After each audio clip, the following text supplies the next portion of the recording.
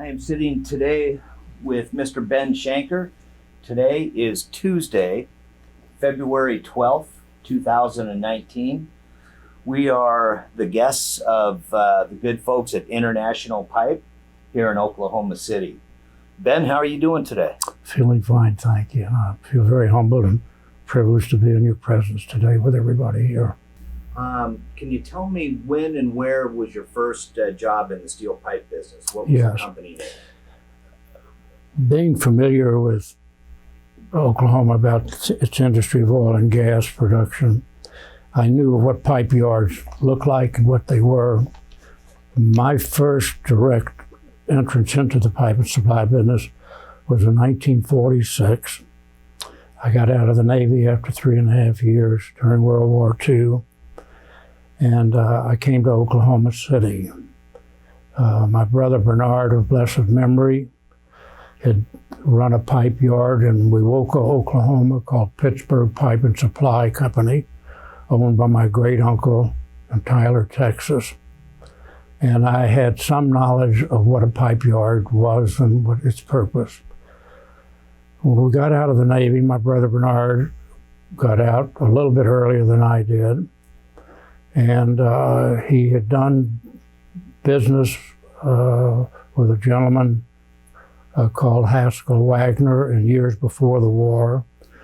So after we got out of the Navy, we thought about starting a business of our own and bought an interest into a company called H&H Supply Company after two gentlemen named Haskell and Harry. After about 1.5 years, we had originally bought out the interest of the gentleman called Harry, and after about 1.5 years, we learned that the chemistry wasn't really what we would be happy with an outside partner. So with some small financial help from a great uncle, we were able to buy out the other party and began business as our own, still under the name of H&H Supply Company, and which came out from 1946 onward, where the names of our company were changed through the years to Jan Pipe and Supply Company, Oklahoma Casing Pulling Company, and moving on from there. Very good. And that was in the 40s? Yes, we started in 1946 here in Oklahoma City. Right after World War II? Right after World War II. And how long was H&H, how long did that last, for 10 years, or what was it? H&H Supply Company, through later years, under our umbrella, we had Oklahoma Casing Pulling Company. It was a means for us to buy wells for salvage, to get casing, tubing, pumping units, tank batteries, etc., because our specialty was oil country tubular goods. Through the years, as we were fortunate enough to grow, when you buy wells, as we did, and others did also, we were fortunate enough sometimes to buy leases where maybe a well or two would be making 2 or 3 barrels a day. And we would be like poor boy operators. We would do our best to operate them with a needle and thread to keep them going. Sure. And through the years, as these little deals accumulated themselves, we were able to be a small operator in the oil and gas business and changed the names of our company to Jan Pipe and Supply Company, Oklahoma Casing Pulling Company, and Jan Oil Company. And those names lasted until the Jan Oil Company and the Jan Pipe and Supply Company lasted those names after my brother, of blessed memory, passed away in 1995. And I continued and closed all operations and retired at the end of 2011 after some 64 years of business. Yeah, that's fantastic. I remember the name Jan Pipe. Was there a significance to how that name came Yes, about? the significance of that name was that was the middle name of my brother's daughter, Jan, Robin Jan, who used the name Jan to name the companies. And during later years, too, those all came under the umbrella of Benberg Corporation because we spread our interests in various ways. So we took the name of my first name, Ben, my brother's name, Bernard, so we put Ben Bird together to make the head of the corporation of all of our entities. Now, I'm just guessing that from the 1940s into the 50s and 60s, the Oklahoma area was, one of those very busy areas in the oil patch. And can you tell me any of the characters that were in that oil patch or in this Oklahoma area that maybe stood out in your memory? Looking back and trying to find memories of the question you're asking is not easy for me. I do remember, though, that starting out in those years, and I can remember price of oil was extremely low. Gas, 3, 4, 5, up to 10, 11 cents per thousand. Nothing like we know today in ways. But I look back that here were two guys starting out almost with nothing. And I say that really with very humbly, because every day when I look back, it's an extraordinary dream that I can't believe how we started out. I knew very little about the business. My brother was much more experienced from his years before the war, where he managed the pipe yard. Fortunately, somehow or other, whether they believed it or not, two very active, I subtract that word. Two companies were here in Oklahoma City with headquarters were Kerr McGee Oil Company and Anderson Pritchard Oil Company. These two companies back then had very few employees. I mean, just to think about what their office buildings were later and how many people they had employed years later was amazing. But these two companies, like everybody, were wanting to save money in all that they did to make their profit like anybody. We were fortunate enough to have them give us the opportunity to take care of much of their pipe and supply needs. I think the pitch, and I remember with a little bit of laughter, I can remember so often telling some of their superintendents, and their employee numbers were unbelievably small. I mean, you knew the president, you knew the purchasing agent, you knew the engineer. It was just so small that you could have that intimacy of talking and knowing who they are. Today, you can't. You got to go through all these channels for companies to get up to where you want to talk to somebody that has some authority. And I remember pitching the issue when they would see here that they would come out and look at our products of pipe and supply for what their needs were, and they look. And many times I was enclosed dirty, greasy with our people, and I would show them what we were preparing to sell to them, to their refineries, to their oil, to their drilling wells and everything. And I used to pitch the point that, and I kind of meant it, but it's rather foolish. I said, believe me, we're here to serve you 28 hours a day if you need us. And look, 28 hours? I said, there's only 24. I said, well, we have the ability to find 4 more hours to work for you. Whatever it was a little bit of humor to pitch it. But these two companies, as I look back, gave us the opportunity to start a foundation for which we could build our company for the future with, because they found us to be what we told them we would do. Our service was important, and these two companies, I'm forever grateful that how large they grew and didn't need us when they got so big, because we couldn't take care of their needs. They would go to the big mills and everything else. But I must say that these two companies gave us the opportunity to build a foundation for us to build upon. Fantastic. And did you guys stay in the same local area, the same city area? We stayed in the same local locations, having to lease further properties for pipe storage and the like. Sure. One of the things that that I like to ask some of our members are about their memories with the NASPD. Back in 1975, as you know, Jerry Rubenstein and Pete Knowles kind of formed the small group of the National Association of Steel Pipe Distributors. And I actually brought a photo today that you are in from the 3rd or 4th annual convention in Scottsdale, Arizona. I'm sure that photo brought back a lot of memories.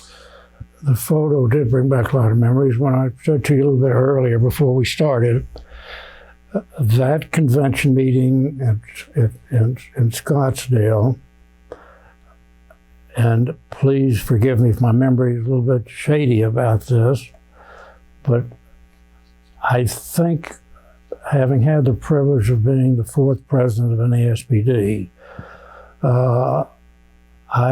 whether I had become president at that meeting or thereafter really isn't important, but I do know that I was program chairman of that meeting because, looking back and inviting guest speakers to attend that meeting that hopefully would entertain and create the interest of all the members attending that would be pleased for the program. One of the speakers was a lady, president of a larger bank in New York City, and I can't remember the bank, but I was introduced to her, and I thought the diversity of how to put a program together where we talk about women today and the opportunities and everything else, so much a topic today, I look back and say, wow, it was special to have her come. I'm going to move on a little bit, excuse me, Sure. because I also contacted Stuart Udall, congressman from Arizona, and thought if we were having a meeting in his home state, that how nice it would be to have him. And remembering his political doctrines and the like, whether they were agreeable to everybody else, it was something that would bring thought because we were bringing somebody that might make all of us think a little bit because of the diversion of thoughts that he might have. And then I had an economic person, and I can't remember the name. I see the titles in newspapers in recent years, still his name. Very well respected gentleman who spoke about the economics and what to expect. And the program was so diverse, and I was concerned how it would be accepted. And I must say that I look back and everybody was so pleased. And I remember saying at that meeting, I said, thinking that sometimes a little baby needs pablum to get along, that the mixture that we gave to everybody to listen to was like a little pablum for all of us to accept what we might consider very important as the years go on. Very good. I love it. Yeah. And you, as being the 4th president of the NASPD back in 78, 79, right in that time area, I am guessing, or I'd like to ask you how active you stayed in the NASPD as years went on? I remained active in the NASPD through all of the years, and with which I'm sure we'll touch upon it later, with the challenges that came about in our industry, and we being our specialty being oil country tubular goods, and the cyclical nature of the business and the ups and downs through the years. There were times that were very challenging, and we had to meet those challenges, and my priority for schedules did have to be a factor. And it wasn't until the late and early years of 1990s into the early 20s when I had a couple of heart attacks, and fortunately blessed to get through those, and my activities were diminished because of the need to do so. You and I were glancing at that photo when I showed it to you, and we were looking at some of the familiar faces. some of the guys that are still around today and have actually interviewed with this program. One being Earl Cohen and also Bobby Jacobson. Now those guys were a couple of West Coast guys. Actually, Bobby did a lot of time out in El Paso, Texas. But were they some of your friends that you would hang out with at the NASPD meetings? Yes, it was a privilege to be in the presence of so many of these fellows, and particularly early on, getting to know Pete Knowles and Jerry Rubenstein, and close relationships with Jack Bender of Cactus Pipe and Supply, and the friendships, so many of these fellows, I say so many. I'm privileged to be in communications with a few of these people still living, and I can tell you just very recently, a thoughtful gentleman as he is in so many ways. I get home the other day and my wife tells me, you had a call from Jerry Rubenstein, and he just wanted to call to say hello to you. He was getting ready to board a plane to go to Chile. So these moments are so special, and they never would come about had not been the privilege that I had to be part of NASPD through the years. That's awesome. Great. Well, we would still love to have you come back and visit sometime if you ever feel like you want to come and check out what the next group of folks are doing. So we appreciate you serving on the presidency and the board of directors back in the day for the NASPD. Thank you very much. I just one other quick old-time memory that I asked each one of the other guys, wanted to have them talk about one of their favorite conventions or locations. And one of the old-time history in the early part of the NASPD, one that kept being brought up was Acapulco, New Mexico. Did you make it to that meeting? I did not make it to that meeting, but in response to your asking me about a favorite memory, I think a convention at La Costa, California, I think was very, very special. I had never been there before, and I think the what was so special that my family knew of my desire to be active in an ASPD. And at that convention at La Costa, California, it was a time that we're blessed with 4 children, and our youngest is a daughter, and she was a student at Stanford University. And I thought it would be nice to have Sandra come down to visit, a brief visit with my wife and I at La Costa while she was attending school at Stanford.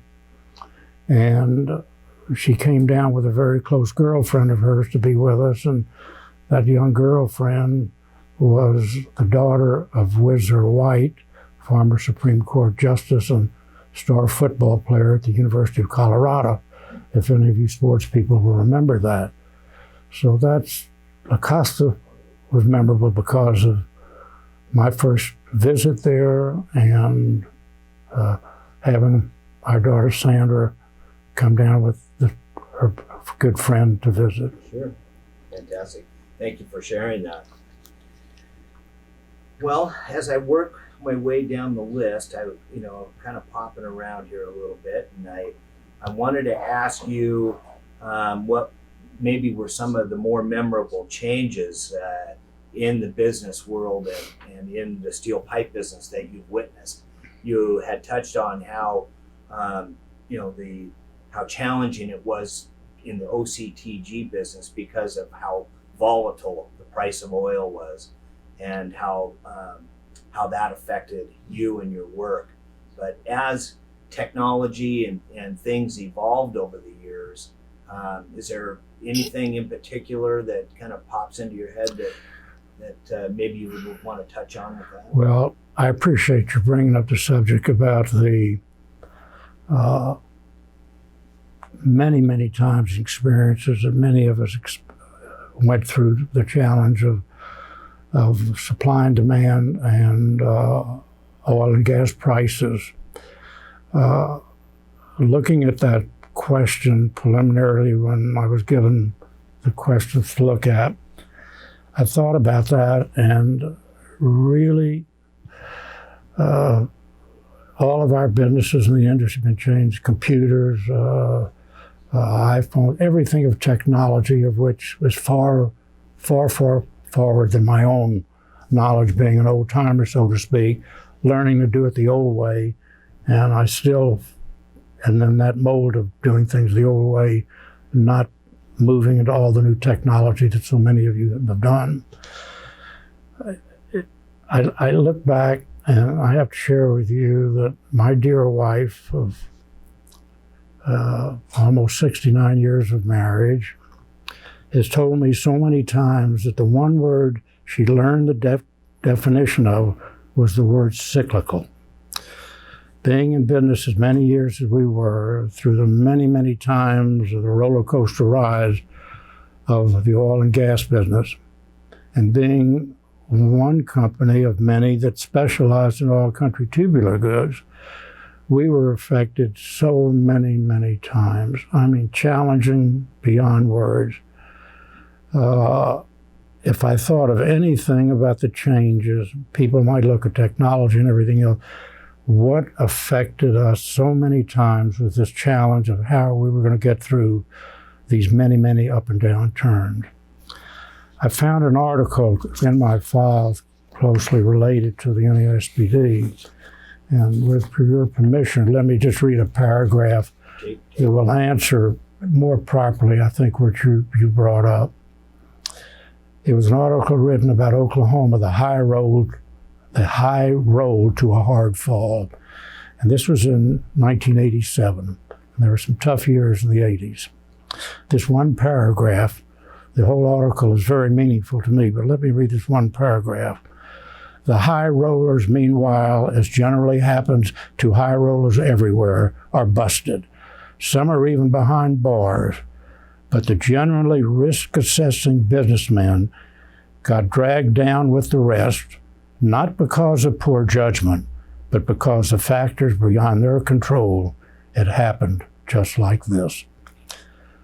So, as careful as people in business might be who tried to ride with the tide, doing the best thing they could, contamination, and I use that word because like contamination touched a lot of people in business for a number of years.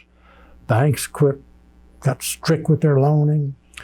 Supply and demand was tough. Prices were falling. These challenges didn't come about just once. We went through this so many times. And the concerns of how many people of us will be able to survive these up and down turns was really very serious during many times. So if I would be asked what has changed businesses through all of our years, it was the challenges of those crises through the years of the ups and downs. Right. As your wife would say, the cyclical changes. She said she knows the meaning of this word very well. I understand. Because she rode the roller coaster with me for many years. Yes. No, that's fantastic. Thank you for sharing that article. It's so poignant in so many ways. You know, there was an old saying. I started in the pipe business in 1980, and they said, if you could survive the early 80s, you know, you can, in the pipe business, you can survive any. So I remember that very well. If you could go back in time and meet yourself as you started your pipe career, what advice would you give a young pipe salesman? I don't know whether this would be a proper or fair answer, but I have to think back to how it would affect my own personal career. I did not know much about the business when I began. I learned it the hard way, many hours of hard physical work, learning what the products were and everything else. And if I were to advise anybody getting in, try to carve out time to go to extension of business courses for business management.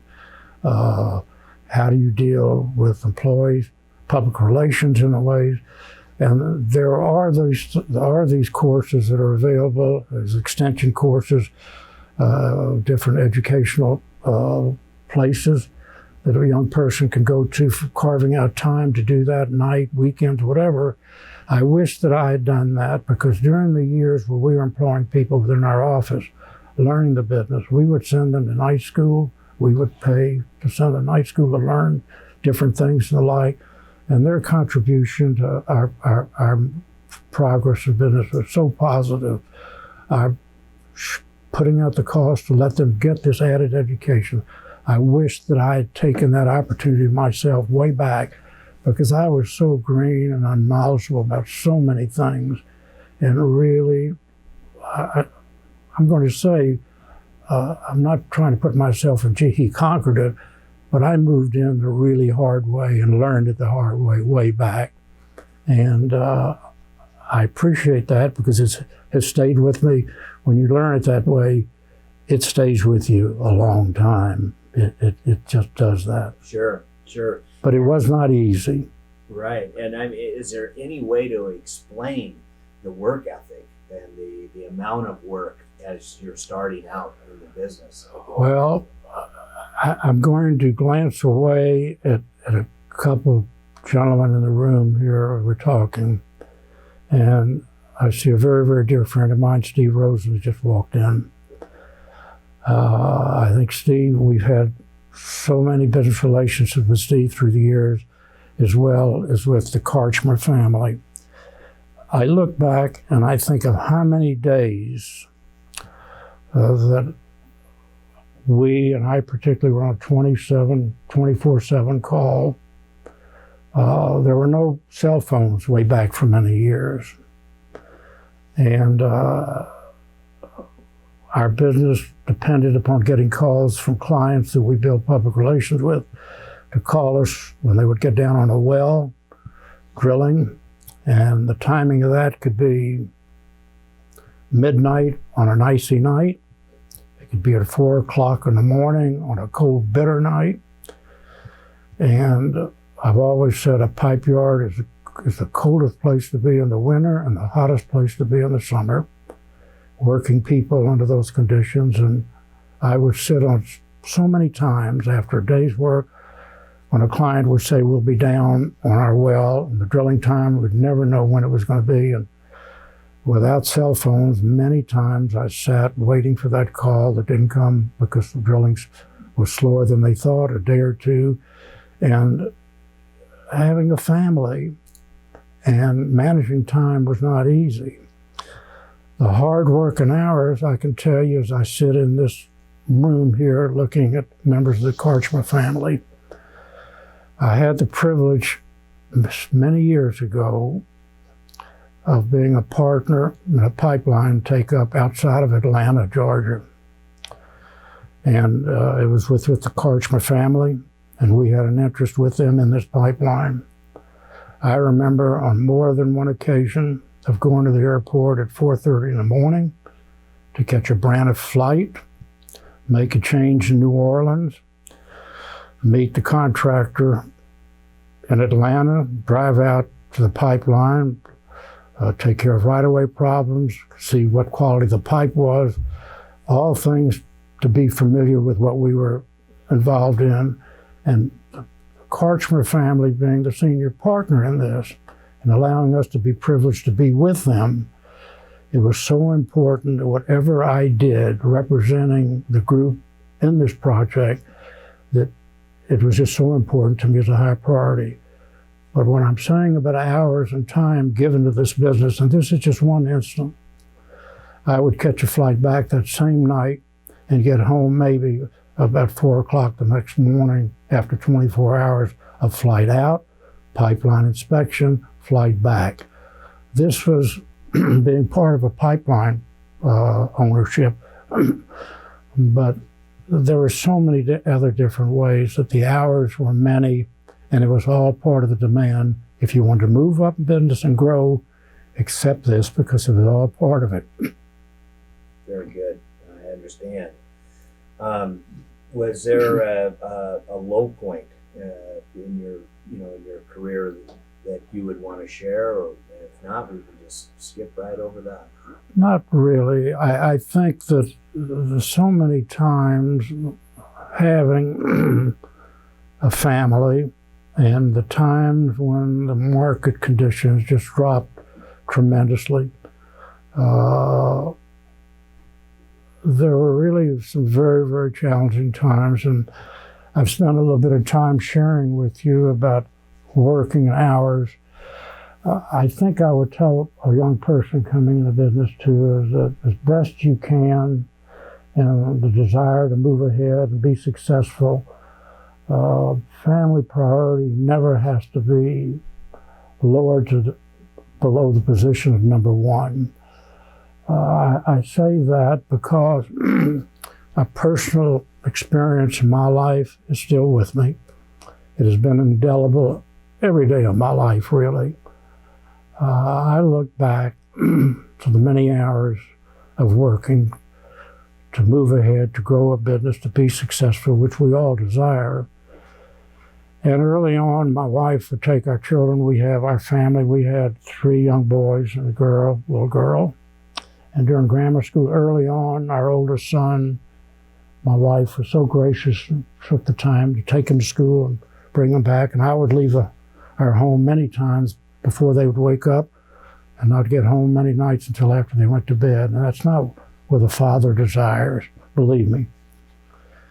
And one night, I come home, and my oldest son says to me an experience that he had that morning, that his teacher asked him, "Do you have a father?" It was a lesson that I experienced at that moment, not wanting to speak about my own personal back life and my family life, how that struck me. But I can tell you that it wasn't many, many months or early years thereafter that I made dramatic changes in my time given to the business, because that one question asked of my son was enough to tell me, "Ben Shanker, you need to change your priorities." And thereafter I did, and through the years I was privileged to become Cub Master of all the Cub Scouts of the entire elementary school. I became coaching program. We had about 12 young teams, and we built backstops on properties across the country club in Oklahoma City when homes weren't built there then, so more young people could play. And looking back at those years and the lesson that I learned, that teacher would ask my son, "Do you have a father?" Regardless of my desire to take care of business responsibilities, I learned a lesson that I've never forgotten. Right. Yeah, that's great. Thank you for sharing. Besides your career, or even including your career, what moment are you most proud of? What gives you the greatest joy and satisfaction? To be most current after 94 plus years of life, just sitting here in front of you visiting and talking about these times is so special. As I look at faces in the room here, that gentlemen here have touched my life in so many ways through relationships. Having served as president of the NASBD is a very special memory of all of that. People who I were able to meet, friendships which have continued through the years. There's so many things. I guess when one is blessed with the age that I've been blessed to have and to continue to have, I appreciate almost everything. I mean, it is just, every day is a gift of life, and I look at it that way here in every way. Very good, very good. Let me ask you this. Is there anything that I haven't asked you that you would like to bring up? Maybe an old memory, or talk specifically about friends in the industry, whether it be Mr. Rosen or Mr. Karchmer or Mr. Robbins? Thank you for giving me that opportunity to do so. It is difficult for one to want to bring up a few names that touched my life in so many ways. I look back to one gentleman of blessed memory, Jack Bender with Cactus Pipe and Supply, who served as the third president, I think, of the NASBD. And I had a long, of many years, business relationship with Jack and his business partner, David Pasternak, doing amounts of business of volume. I don't even want to even suggest to you the amount of business through the years we did. Never a piece of paper signed, never agreement to be signed. It was just the old handshake way, the acceptance of honesty both ways, and we did worlds of business. But I mention that because it was through my experience of those business relationships that through Jack and one other party, I was introduced to trade companies in Japan. So important through so many years as to how do we get enough supply to build our business with further clients who I thought we could entice to do business with us. Through connections, that was made possible. And we started doing business with two Japanese trading companies importing oil country tubular goods for the first time in years that we didn't have any access to. That probably was one of the major dramatic opportunities given to us to expand our business to companies that we could not approach because we didn't have the supply, we didn't have the specifics of grade, weight, and kind of tubular goods to take care of their needs. That gave us that opportunity. And let me share, if I might, with you just one moment. And perhaps it's a personal touch, but it was so meaningful to me that here I am many years after my retirement, that still is so clear in my mind.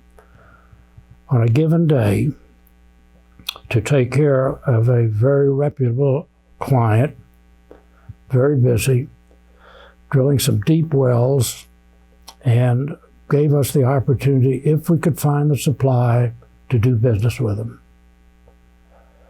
Having that connection made that was given to us by friends, allowing me to meet the sources where I could get this. And how many times will people share these kind of things with, not, I won't say a competitor, but so many of the relationships. I'm sitting here in the room today with guys I respect so much. The relationships are so special, but it was not the fact, I'm not going to help you move you forward because I'm not going to do that. That doesn't happen. This is the real world where you have real hearted guys that are just real, and they'll help anybody if they can, knowing that they'll handle it properly. On that day, I flew to Houston because I knew I had the opportunity to expand our business because of this connection. And the company had to be Mitsui, trading company, large, needless to say. And forgive me if I'm not correct, I think their offices were on the high floor of the Shell building in Houston. Maybe not, maybe another building. But I rode that elevator and went up. The receptionist asked who I was, my appointment. I told him, said, fine, sit down. And I sat down, and looking out of the window, so many stories high, at the Houston traffic, and there was a huge map on the wall in the Mitsui's corporate offices in Houston, a world map. And I remember in a small way in grammar school, with dough and the like, we would have maps that we would make with the dough and we'd mark the places. And here was this huge map on the wall. Beautiful, beautiful deal, made with where you see all the countries and everything. There were all these flashing lights flashing of the points of business interest that Mitsui had around the world, everywhere. And so humbly, I was sitting there and I thought to myself, wow, Benny Shanker sitting here, looking back at how I started with my brother, looking at the traffic in just a huge city, and thought to myself, what a blessing it was through others that I was able to sit up there and be taken by this huge map, flashing lights of this huge company, and I was going in to try to negotiate with them the purchase of a large amount of tubular goods. It was a moment I'm sharing with you. Someone might say, gee, how did it affect him that way? Because it was who I am, what my background was, how I grew up with really nothing, and the blessings of others given to me that made this possible at that moment, which was a changing time in our whole business. What a great story. That's awesome. Thank you for sharing. Well, it's fun to get to know you today. Thank you for your time. The stories are just fantastic, and I don't want to cut you short. We got plenty of tape, so if you've got something else. No, allow me the moment just to say thank you for this opportunity. It brings back, excuse me, great memories. It brings back a lot of memories. I think of my brother Bernard of blessed memory, who I learned much from, and my NASBD experience, the privilege it gave me to be president. These are the things that we treasure, and I thank you for this time to let me express that to you. Thank you very much, Ben. My pleasure. My pleasure. Thank you, sir. Good job.